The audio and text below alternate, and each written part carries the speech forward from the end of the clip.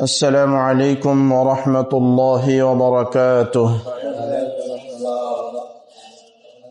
إن الحمد لله نحمده ونستعينه ونستغفره ونؤمن به ونتوكل عليه ونعوذ بالله من شرور أنفسنا ومن سيئات أعمالنا صلى الله تعالى عليه وعلى آله وأصحابه وبارك وسلم تسليما كثيرا أما بعد.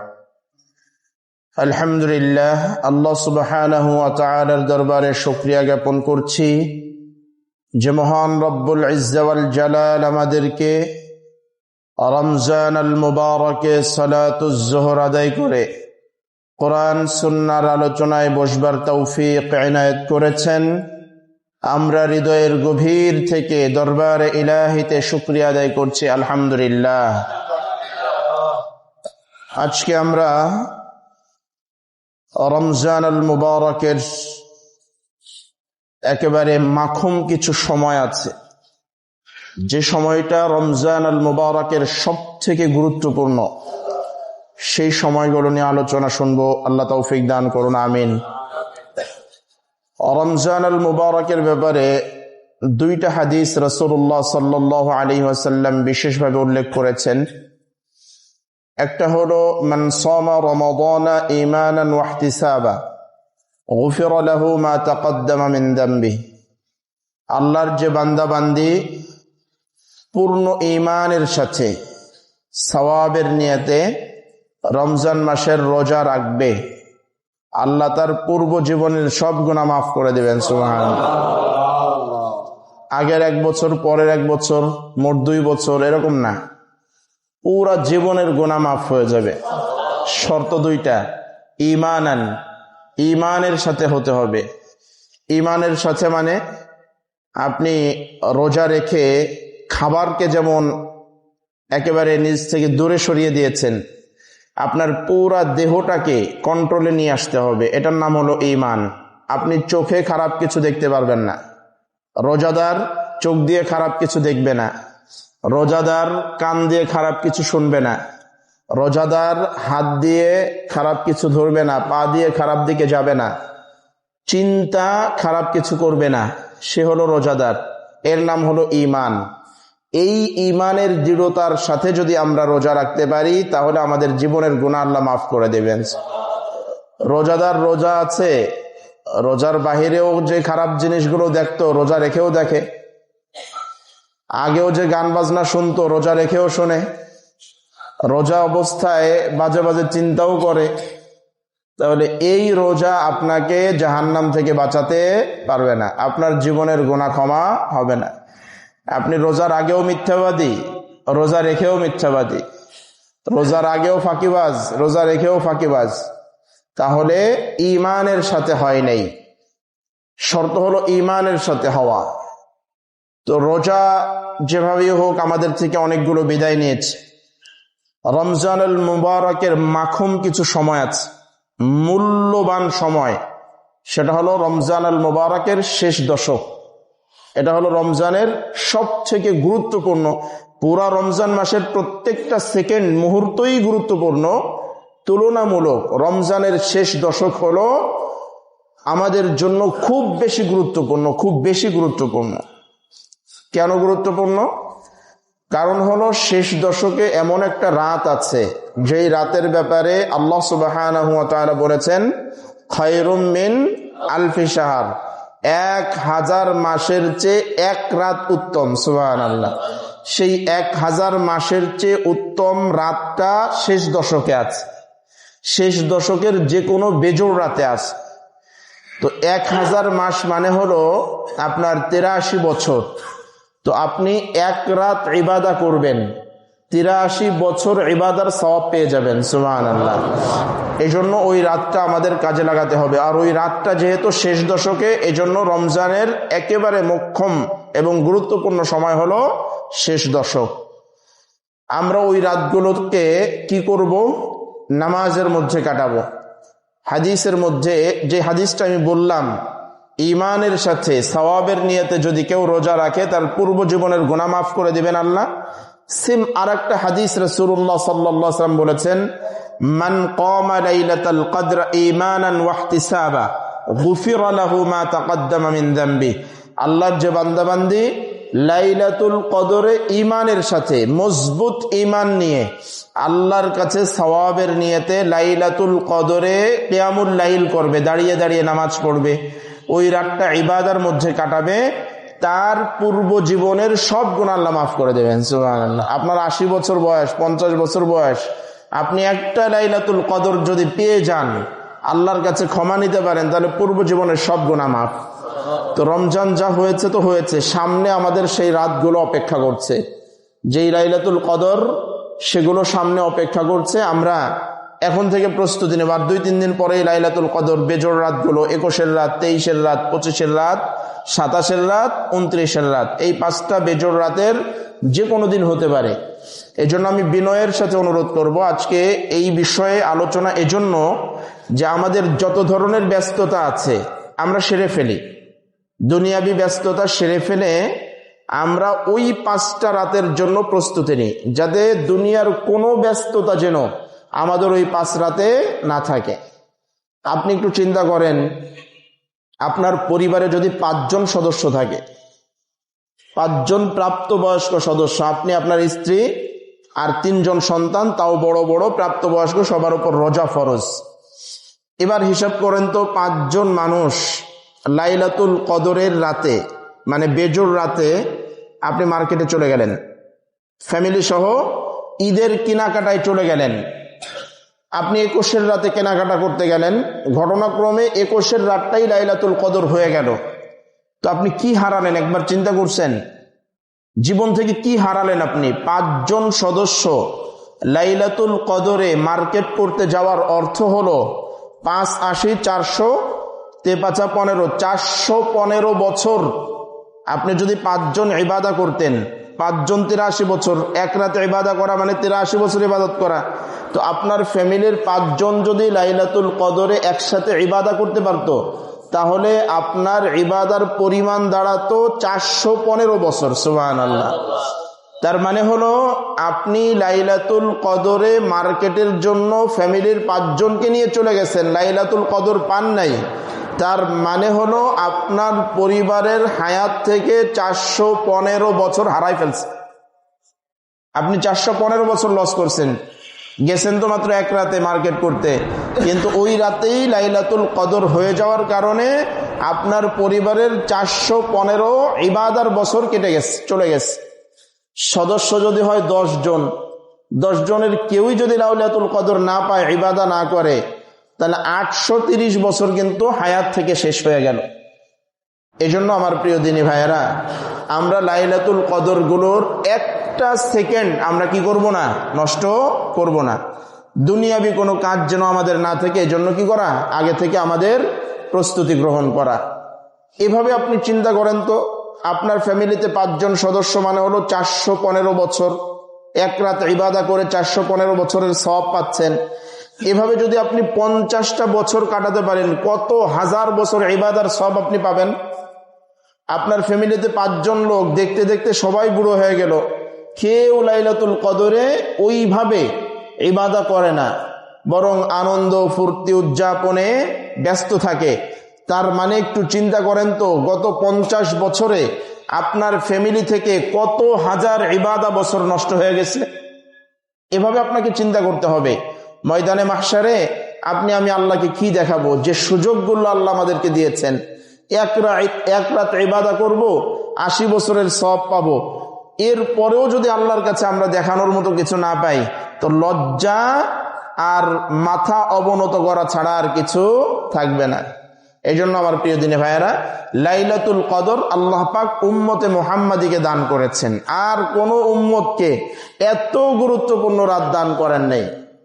তো আপনি এত কদর মূল্যবান জিনিস পেয়ে যদি আপনি মূল্য না দেন, তাহলে এর খেসারত একদিন আপনাকে আমাকে দিতে হবে। এই জন্য আমরা কি করব, লাইলাতুল কদরটা অবশ্যই কাজে লাগাবো।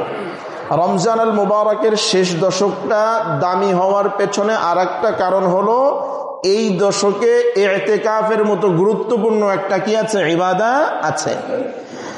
আপনি যদি একদিন আল্লাহর জন্য ইবাদত ইতিকাফ করেন, একদিন যদি আল্লাহর কোনো বান্দা বান্দি একদিন ইবাদত ইতিকাফ করে আল্লাহকে সন্তুষ্ট করার জন্য, হাদিসের মধ্যে রাসূলুল্লাহ সাল্লাল্লাহু আলাইহি ওয়াসাল্লাম বলেন তার থেকে জাহান্নাম 3 খন্দক দূরে চলে যায়।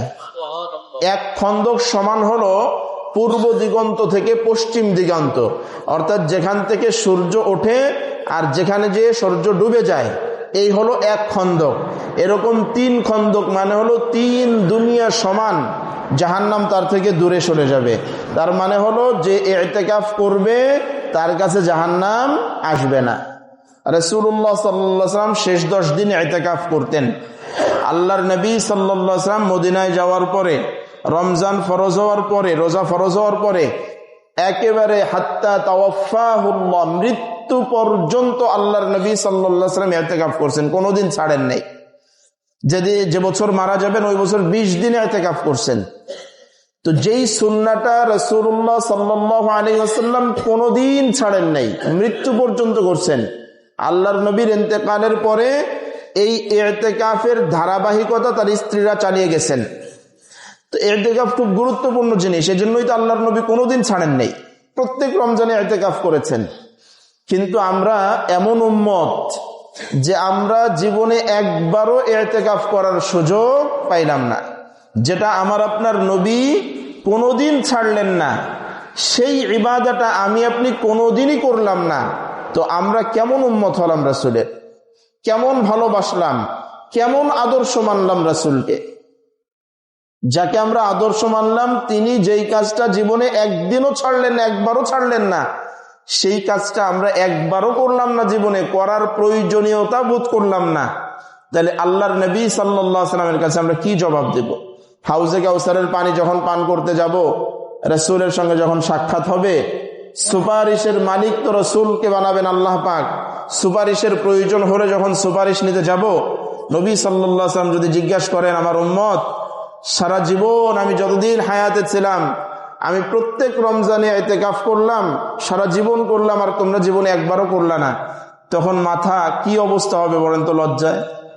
এজন্য আমার দিনী ভাইয়েরা, ইতিকাফের জন্য আমাদের প্রস্তুত থাকতে হবে। ইতিকাফ করলে 2টা ফায়দা, একটা হলো জান্নাত নিশ্চিত, জাহান্নাম দূরে চলে যাবে। 2 নাম্বার হলো লাইলাতুল কদর আপনি অবশ্যই পেয়ে যাবেন। কারণ হলো আপনি আল্লাহর ঘরের মেহমান। আর রমজানে আল্লাহ এত আয়োজন করেছেন কেন? তার বান্দাদেরকে ক্ষমা করার জন্য। রমজানে বিশাল আয়োজন কেন? আল্লাহ তার বান্দাদেরকে ক্ষমা করতে চায়।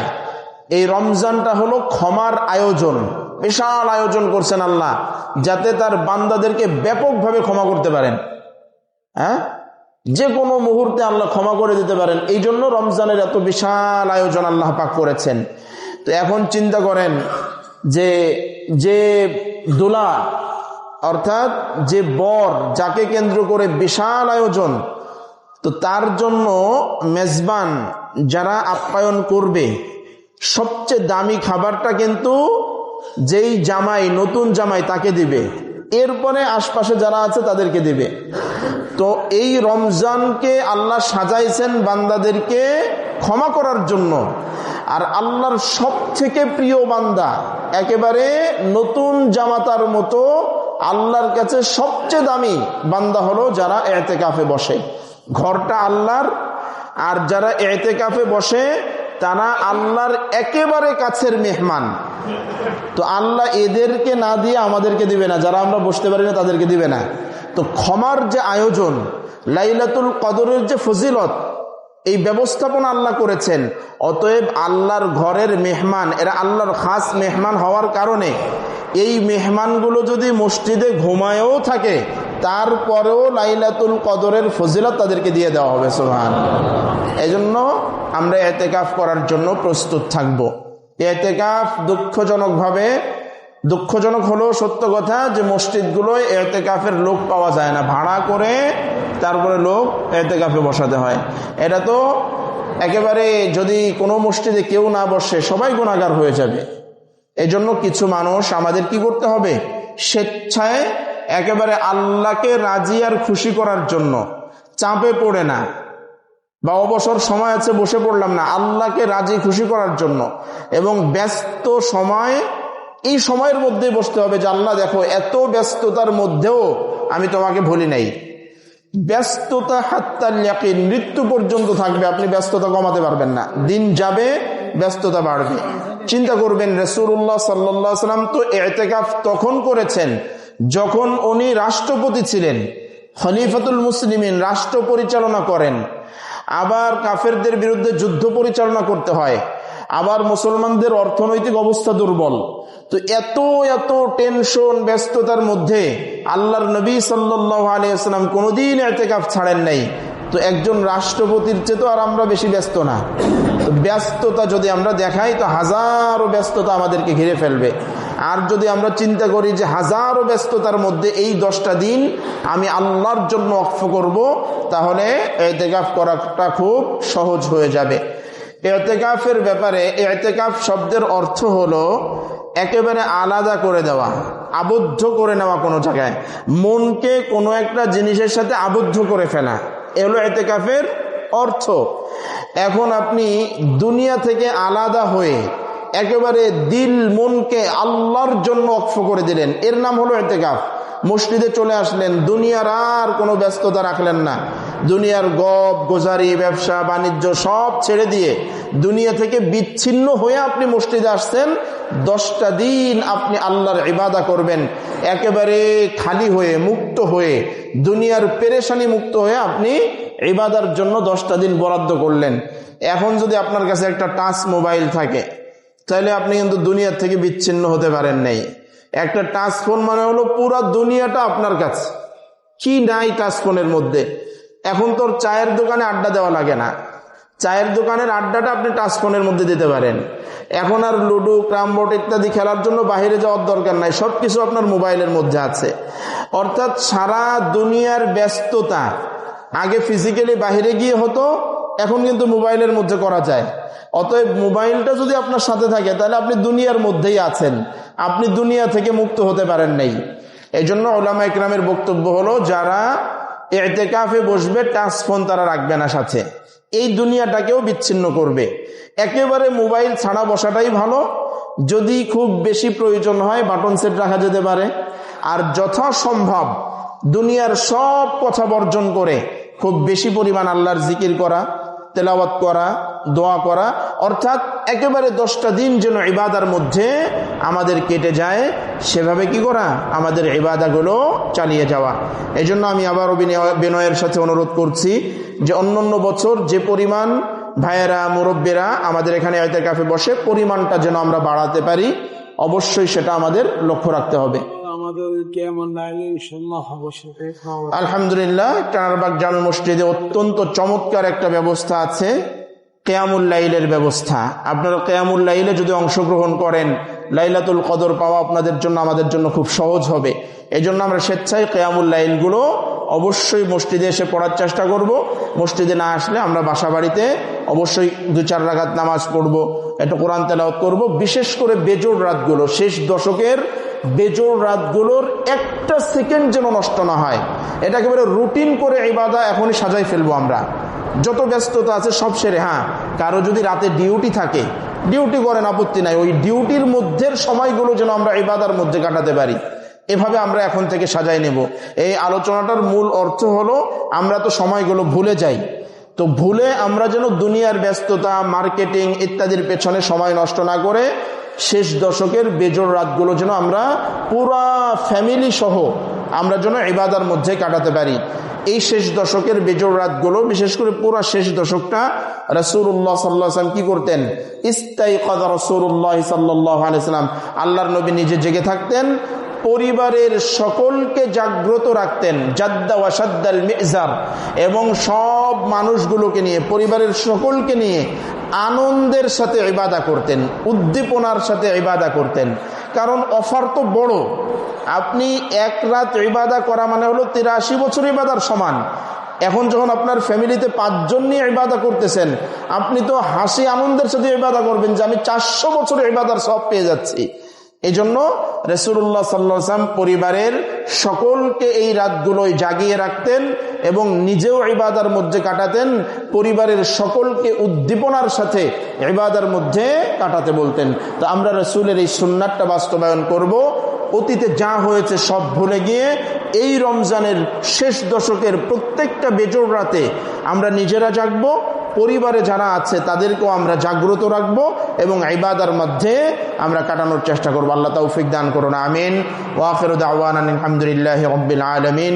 সুবহানাকাল্লাহুম্মা ওয়া বিহামদিকা আশহাদু আল্লা ইলাহা ইল্লা আনতা আস্তাগফিরুকা ওয়া আতুবু ইলাইক। আসসালামু আলাইকুম ওয়া রাহমাতুল্লাহি ওয়া বারাকাতুহু।